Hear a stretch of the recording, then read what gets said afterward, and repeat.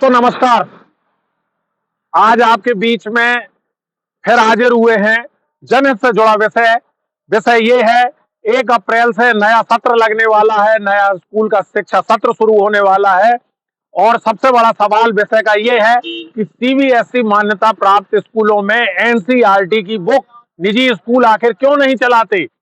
इस विषय को लेकर बात करेंगे। और जो प्राइवेट राइटर्स की जो बुक चलाई जाती हैं सीबीएसई के मान्यता प्राप्त निजी स्कूलों में, वो बुकें काफी महंगी होती हैं। जो बच्चों के माता पिता हैं उन पर बहुत ज्यादा भार पड़ता है। साथ ही पत्रकार राजवर्धन बलदुआ जी मौजूद हैं।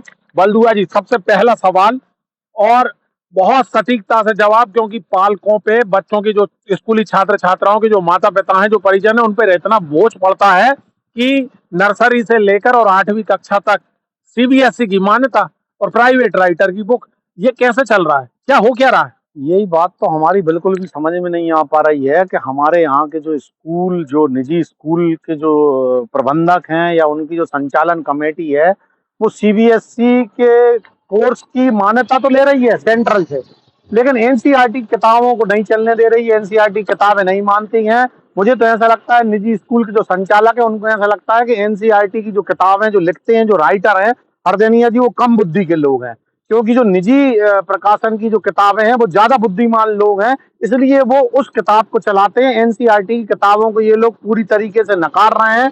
लेकिन यदि एनसीईआरटी की किताबें यदि चलेंगी तो निश्चित ही पालकों पे बोझ कम होगा, क्योंकि आज आप देख लीजिए, ड्रेस हो, स्कूल का बैग हो, साइकिल हो, गाड़ी हो, ट्यूशन हो, या जो भी कुछ है, आज बहुत पैसा बच्चों के ऊपर खर्च करना पड़ रहा है और हर आदमी सक्षम नहीं है। कोई हाथ ठेला चला रहा है, कोई मजदूरी कर रहा है।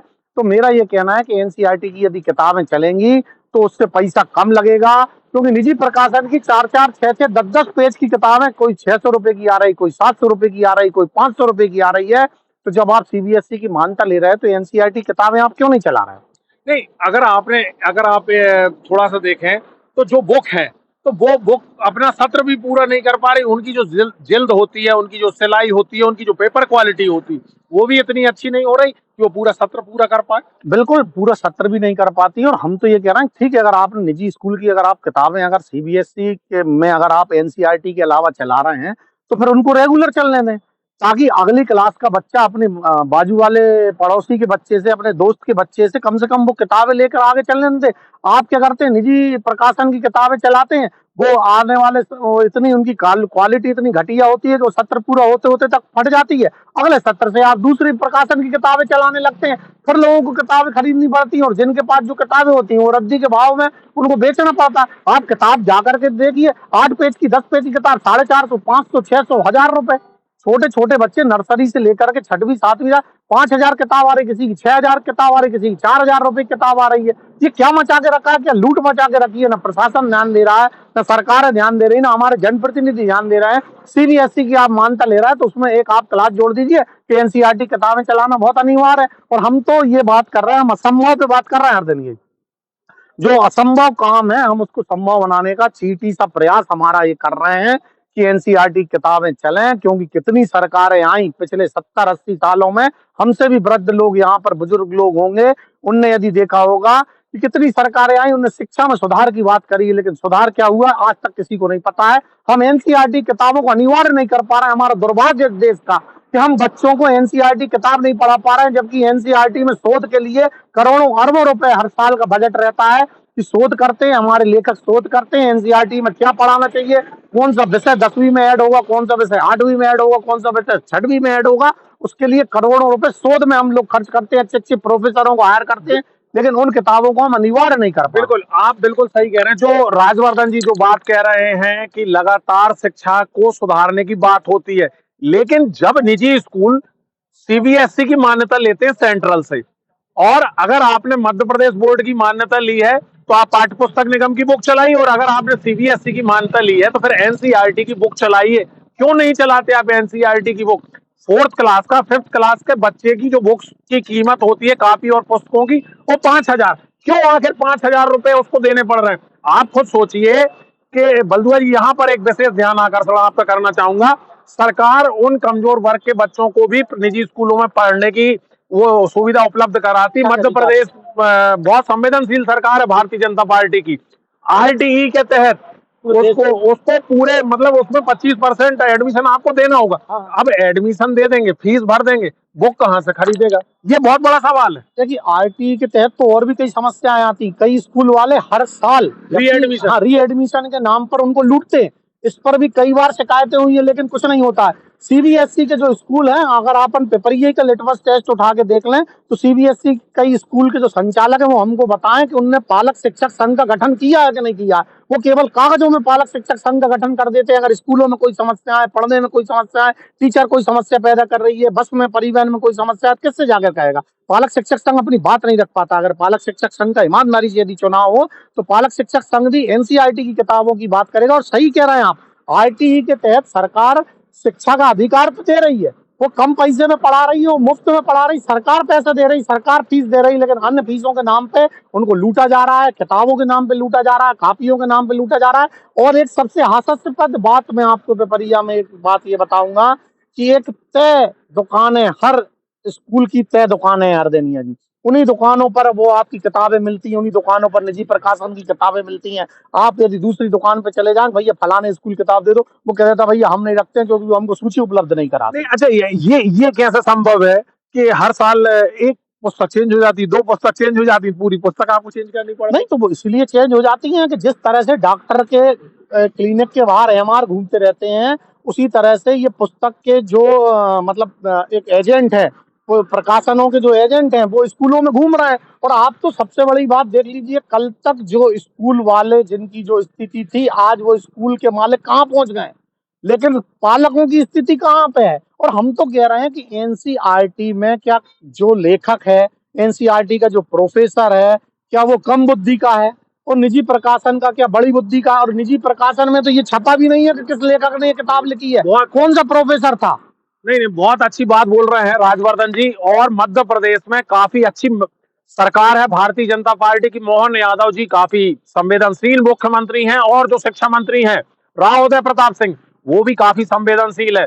लेकिन शिक्षा मंत्री जी, आपको संवेदनशीलता दिखानी पड़ेगी। जो आपके कलेक्टर, पूर्व कलेक्टर जबलपुर के, जिन्होंने दिखाई थी कि जो बुकें 5,000 की आ रही थी, उनके दाम कम करवाकर और एनसीईआरटी की बुक अनिवार्य करवाई गई थी। स्कूलों पर काफी तगड़ा फाइन लगाया गया था। फीस आप हर कुछ नहीं बढ़ा सकते, उनकी फीस वापस कराई गई थी।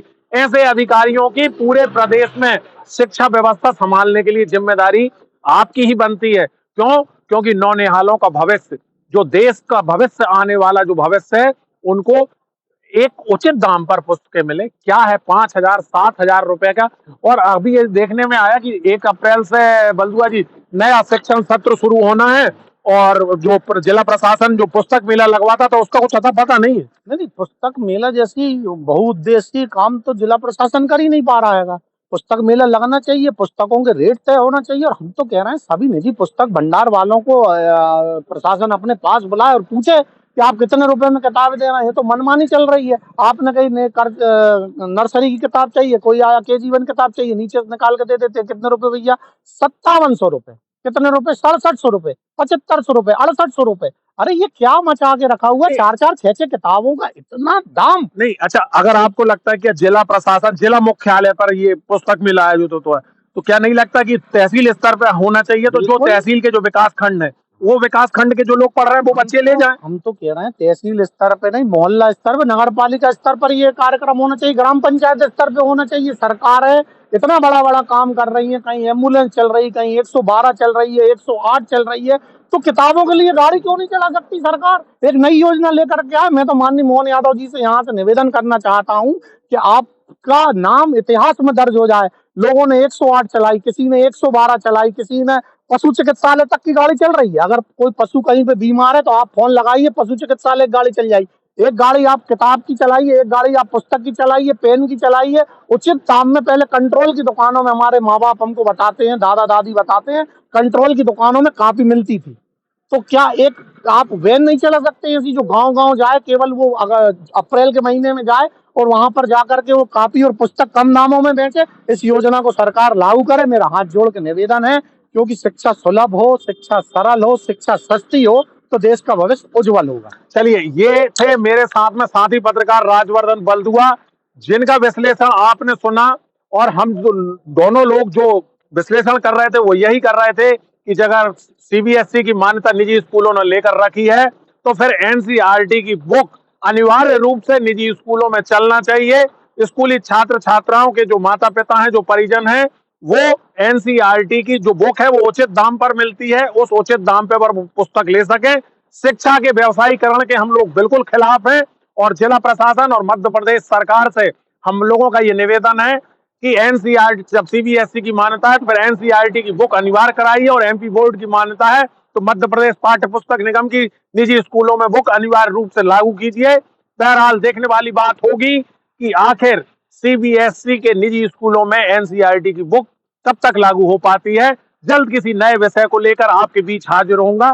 तब तक के लिए साथी पत्रकार राजवर्धन और आलोक हरदेनिया को अब दीजिए इजाजत। जल्द किसी नए विषय को लेकर हाजिर होंगे।